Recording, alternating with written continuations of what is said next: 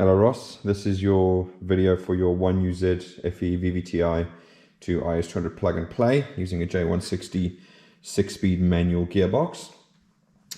So we're just going to quickly go around here, and obviously you can see everything is all plug and play, so the harness is completely plugged into the vehicle itself. For testing purposes, obviously I've got the engine hooked up over here, so we've got the whole harness on the actual engine itself. Okay, ready to go. We have got the fuel pump hooked up to the actual vehicle, so everything would run as though it's in your IS200. All right, so we've got our list to go through quickly. So what we'll do is we'll start, funny enough, at the first one. All right, so that's the immobilizer removal. So with the immobilizer, we do still wire up the actual security light, so when you pull the key out, the light will still flash as though it had an immobilizer there. The way the Toyota system works is actually there's a key switch inside the barrel, and what it'll do is it'll actually pick up the keys inserted the second you insert it. So I'm not even going to turn the key, I'm just going to insert it, but watch, the security light will go out. Alright, so you can see, for anybody else interested, the system detects the key the second you put the key in to the vehicle, and it won't actually look for it again until you take the key out. So it does it once, and there you go from there. So first of all, just going to get it all fired up. All right, and we're going to go look at the ambient temperature sensor. All right, so I don't know if I can, let me see if I can.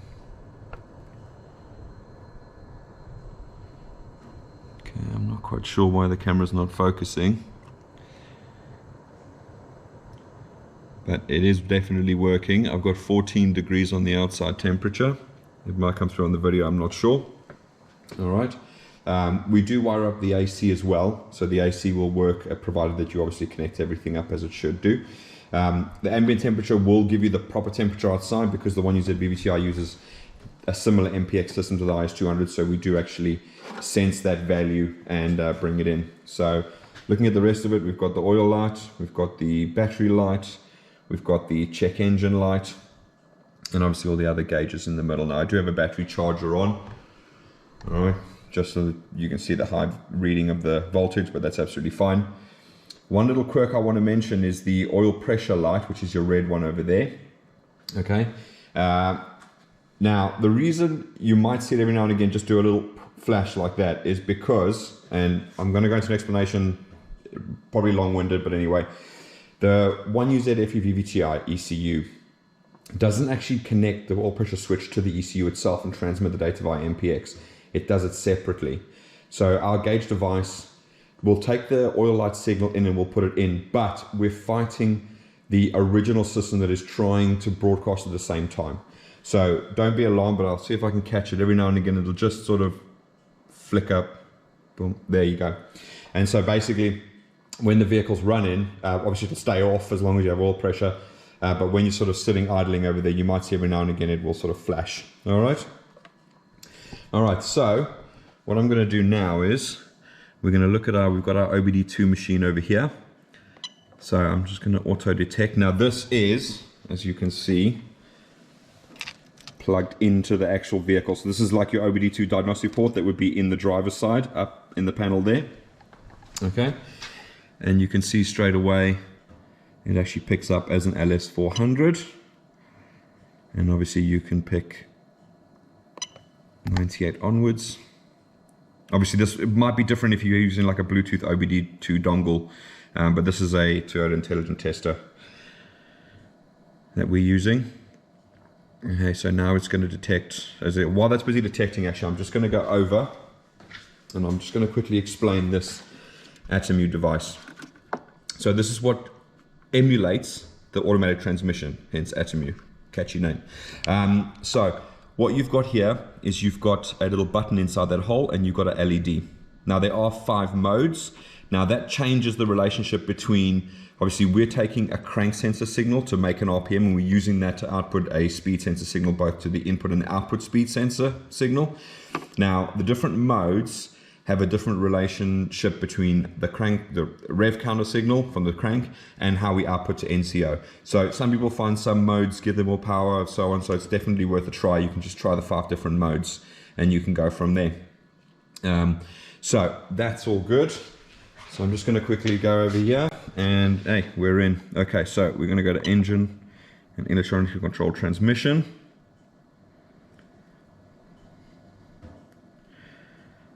And let that roll through. Right, perfect. Okay, so now we can go to data list.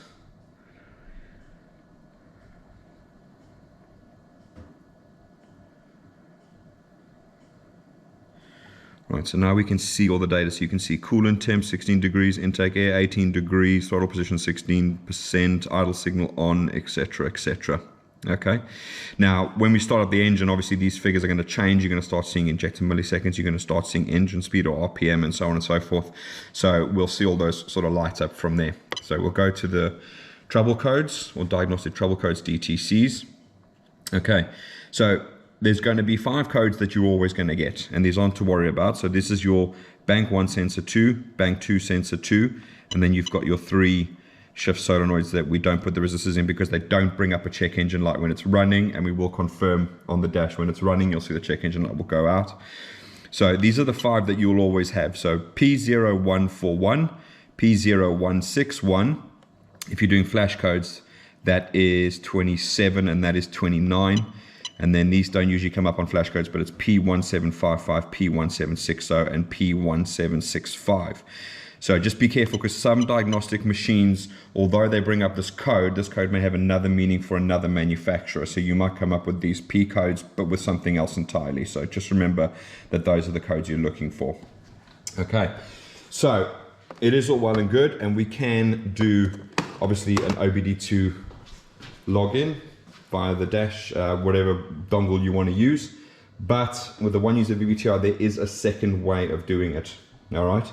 So we start looking at this now. So this is a pre-2001 car, 1999. So what you'll find in a pre-2001 car is you actually have a little diagnostic box here. And if you look very carefully in the lid over there, you're going to find terminals TC, where the wire is in at the moment. And you're going to find a wire called E1, which is basically in the top left there. So I'm blocking all the light here. Okay. So in the good old days, you could just bridge 2 terminals, like on a non-VVT-i TE1 and E1, and then you would get the codes flashing up. So just to demonstrate for you, we've got the check engine light solid. And what I'm going to do now is I'm going to bridge that terminal, and you're going to see it's gone off immediately. And it's going to start flashing. So you've got 1, 2, 1, 2, 3, 4, 5, 6, 7, 27, 1, 1, 2, 1, 2, 3, 4, 5, 6, 7, 8, 9, 29. So as I said earlier, those 2 sub-auction sensor codes, 27 and 29, are there. And then you notice there was a long pause. That means end of codes. So you see straight away we're going to go back, and it's going to go 27 and 29 again. Long pause, 27, 29. Okay. Now you're wondering, I have a 2002, what do I do? Okay, so basically after 2001, they stopped putting the diagnostic port inside the vehicle. Both vehicles have an OBD2 port, which is clearly evident here. So what you can do here is you can bridge pin 4 or 5, because they're both earths, okay, and pin 13, all right? So you've got 1, 2, 3, 4, 5, 6, 7, 8, 9, 10, 11, 12, 13. All right, so if you want to get technical, and these colors might change, so please don't take it as gospel, just use the pin numbers. But there's your pin 13. So with the diagnostic port not connected to anything, you can just take a paper clip, bridge those 2 terminals. So 5 is obviously directly above it, so you can go 5 and 13, and that'll give you the flash code. So this is if you don't have access to a diagnostic machine. The check engine light is on when the vehicle is running. You can then bridge those 2 terminals. It'll bridge through there, and we can have a code list or whatever we can send out to you, so you can figure out exactly what is what. All right, so that's all the flash codes then. So I'm just going to quickly turn off, put the ignition back on again, and we're going to move on to the next one, and so that is the fuel pump. All right, so as I said, the fuel pump itself is obviously wired through the vehicle like it would be an IS200. So obviously replicate your vehicle entirely. So just to prove that it is working, so we've got fuel pump test down here. All right, this one here, fuel pump relay. I've got another video where I actually explain the two relays that control the fuel pump in total. So if you want to, please go take a look at that. I think it's called Toyota Lexus Fuel Systems, How They Work, and that'll actually explain the difference between those two over there. All right, but for now, I'm going to quickly enter this test, and hopefully, this microphone's pretty good, but when I click this button, you're going to hear the relay click on, and fingers crossed, you can actually hear the fuel pump running.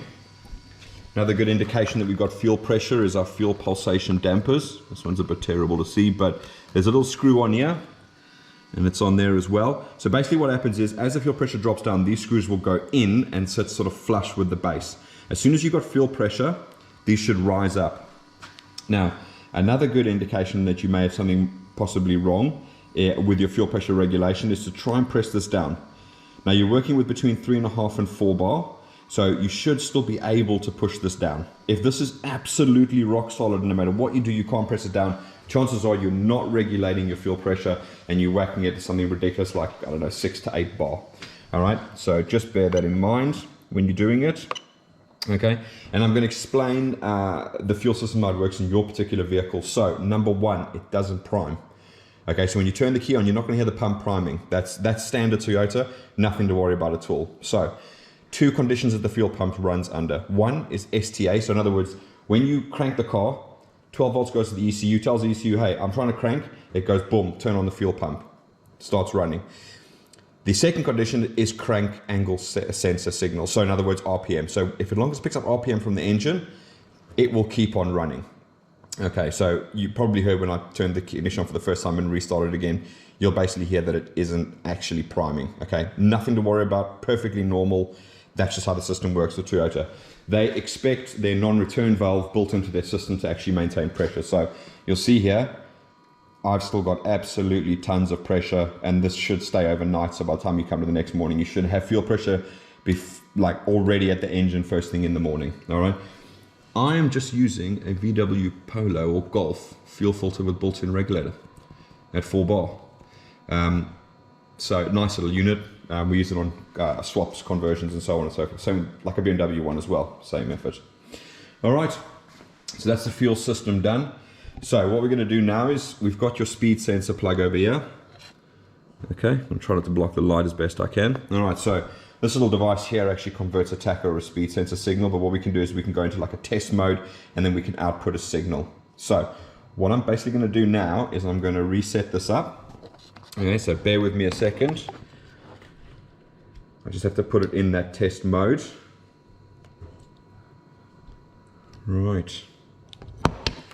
Okay, so we're going to take this yellow wire and we're going to put it into the signal. So your speed sensor wiring is very straightforward. Number one is 12 volts, number two is earth, and number three is signal. Okay, so as I put it in, boom, there you go. So now we've got a speed sensor signal coming through there. Okay. I have noticed some customers complaining about speedo not working, and I don't know if it's because the guys are knocking the speed sensor when they are installing the gearboxes. But really nice, quick, easy test for you is to, it's a bit difficult to generate your own speed signal to test it out, but if you get a drill, pull the speed sensor out, whack it in your drill, check your speedo, or get a mate to check your speedo. If it all works, then you know the problem is in the gearbox. If you can grab another speed sensor off another mate that is a known working example, you can do exactly the same thing, plug it into your unit, get a drill on it and let it to work. Then you can easily figure out what the problem is. So obviously I've demonstrated here that all the wiring in here is now working because we've got speed working on the dash there. So hopefully, fingers crossed, it'll be something simple like either your speed sensor is broken or something in the gearbox is broken. Now on the IS200 manuals, the speed signal does come from the speed sensor in the back of the gearbox. But, and it may be another video for another time, depending on whether people want me to do it or not. But over here, and it's very dark, I do apologize. You've got your ABS ECU, so it's in the corner of the dash here. Now on the automatic vehicles, it used the speed signal from the ABS to power the clocks. Now luckily it's the same ABS and TSC unit on the autos as it is on the manuals. So you can take a signal from there to the clocks, and that'll use your ABS signal rather than the gearbox. So again, that is actually a nice one for guys running different gearboxes like BMWs. Easy way to get your speed signal, but I may do a video on that, depends on whether everybody asks for it or not. All right, so that's the speed sensor. Okay, so now we're going to go on to a reverse switch. So here's your reverse sensor from your gearbox. Obviously it comes down here. So all I'm going to do is replicate what your switch would do in your gearbox. All right, and I'm going to join them together. So bear with me. All right, so you can see those are joined together. And we've got a lovely beep. So that's our beep to say that we're in reverse. So now we know that that works as it should. Okay, and the last one I'm going to do is a temp gauge. So obviously in this case we don't need to add anything to the system at all. It's all built in there. So what I'm going to do for now is I'm just going to fetch my lighter. I think it's in my pocket. Let's have a look. There you go. All right, so I've got a temperature sensor plugged in, which is basically the one you would have in here just by the throttle body there, and I really apologize about all the darkness. Let me see if I can get some extra light in there, but hopefully you can see it down there. That's your temperature sensor over there. So I've just got a temporary one plugged in. So what I'm going to do is I'm just going to heat it up, and I can't remember able to see from here with the camera, but I'm just going to wait until it starts climbing, as it should do. And then once it's do that, I'll go over and actually show you that it is working. Come on, my little buddy. All right, so there you go. Okay, so you can see we're reading a temperature on there, and most importantly now you can see on here 65, 64, 63. It is pretty cold here, it's like 14 degrees, so it will go down very quickly. So the temperature gauge, just interesting fact, they only start really reading about 40 degrees, so you won't see anything until it's about 40 degrees. All right, so that's everything that I want to test now. So I'm actually just going to remove this temp sensor. Okay, I'm going to plug this in. I'm going to leave the MAF, my temporary MAF solution. All right, this is another interesting fact. This is actually a 3UZ MAF. You can actually use these on a 1UZ VVT-i. I don't recommend it. It's not ideal if you don't have to, but if you're in a bind, you can. Again, people want a video on how to do that. No problem, I'll get it done for you. Comment, send me a message, I don't know.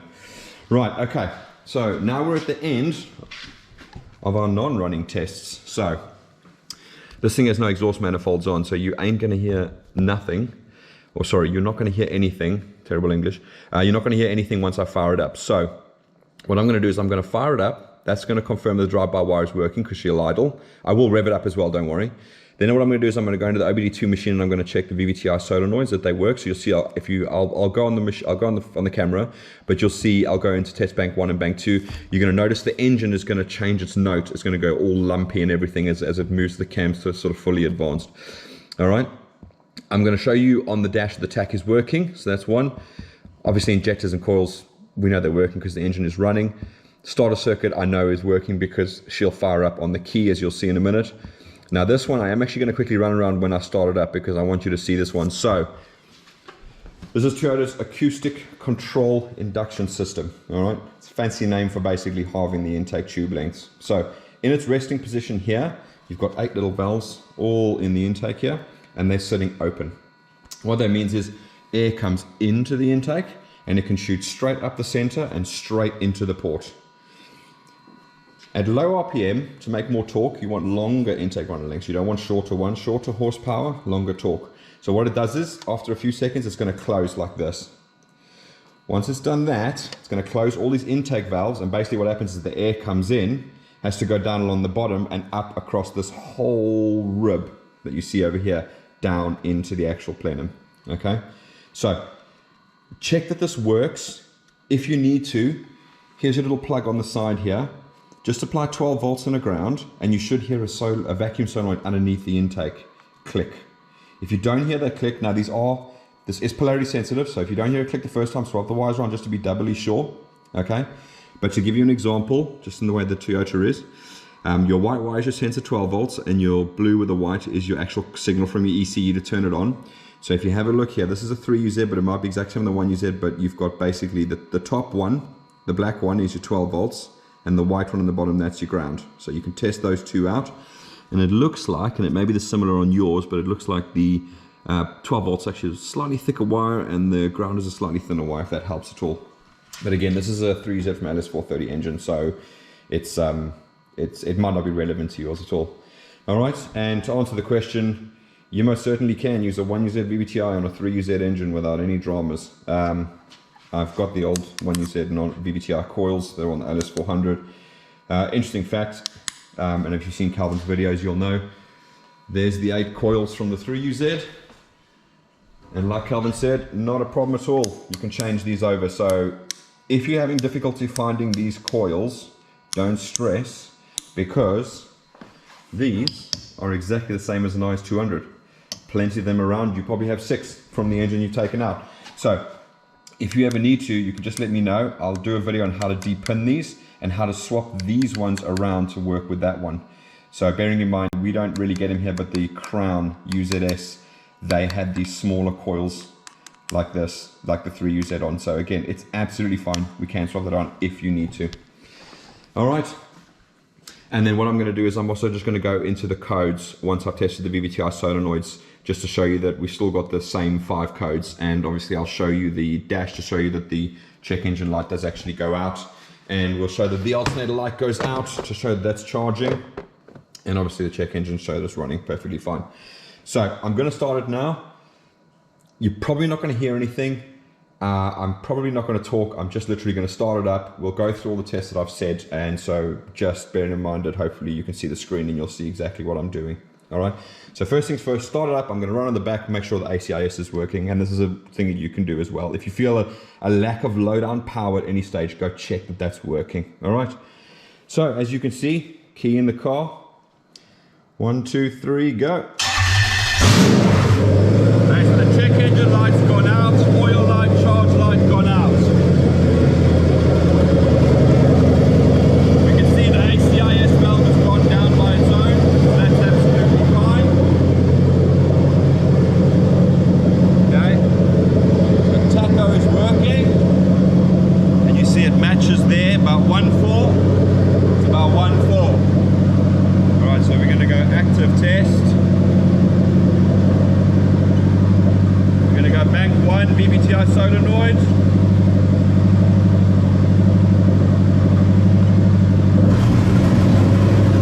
That's the noise I'm talking about. Right. So we're going to go test number 2.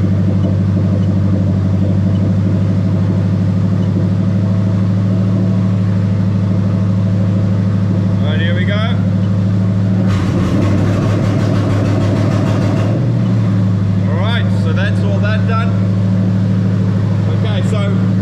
The map is working because it's actually picking up a reading of grams per second. We know the engine speed is working, we know coolant temp, everything is working absolutely fine. All right. So I'm going to give her a quick rev so you can hear her running.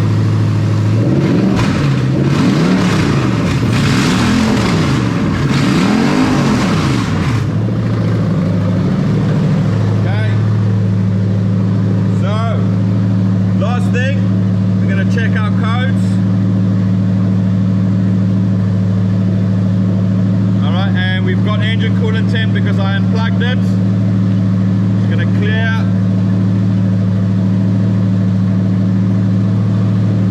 And you see we're going to return to those 2 I said would always be there, and those 3, but we've got no other codes, just those 5.